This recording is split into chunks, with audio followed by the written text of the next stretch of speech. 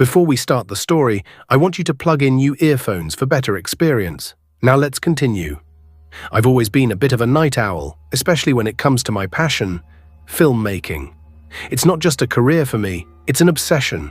The idea of capturing something, of creating a story from nothing but images and sounds, is both exhilarating and consuming.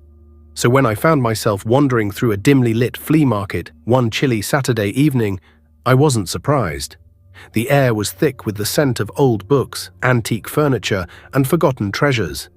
I had no idea what I was looking for, but I knew that something would catch my eye. I've been in a bit of a creative slump lately. My last project had flopped, and the pressure to come up with something original felt like an anchor around my neck. Everything I tried seemed too derivative, too safe.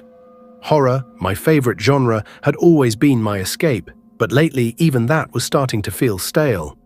So when I stumbled across the table piled with second-hand electronics, something about the camcorder caught my attention. It wasn't anything fancy.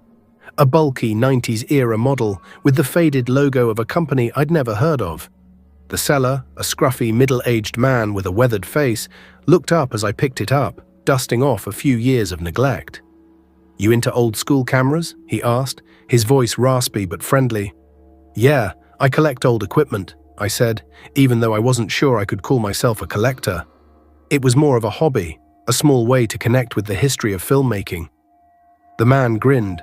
"Well, this one's got a little something special. It still works, just needs a new tape, that's all.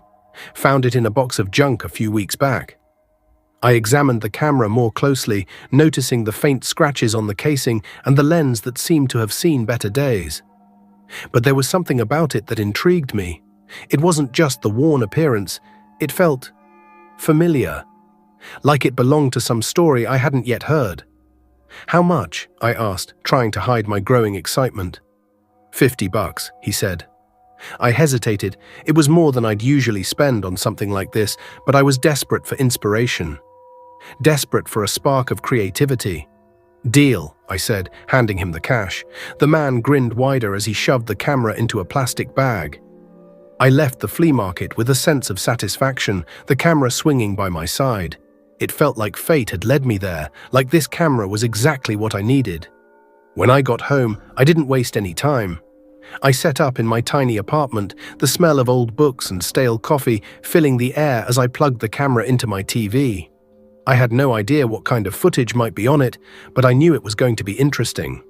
The screen flickered to life, static. Then the image cleared, and I found myself staring at a dark, unfamiliar street.